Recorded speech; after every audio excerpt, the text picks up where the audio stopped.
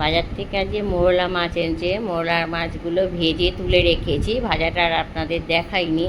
ওর মধ্যে কড়াটা গরম করে একটুখানি তেল, সামান্যই তেল দিতে হবে, একটা শুকনো লঙ্কা, একটু সর্ষে ফোড়ন দিয়ে ওটাকে নেড়ে তারপরে একটু হলুদ দেবো। হলুদ দেওয়ার পর একটুখানি নুন দেবো। নুন দেওয়ার পর ওটাকে নেড়ে চেড়ে আমি ইয়ে করে দেবো, একটু ওই তেঁতুল গুলে রেখেছিলাম, ওই জলটা ছেঁকে রেখেছিলাম, ওটা দিয়ে দেবো। দেওয়ার পর খুব ফুটে গেলে মাছ দিয়ে দেবো। এদিকে মাছটা হয়ে গেলে তার মধ্যে আমি একটা মাখাও করব।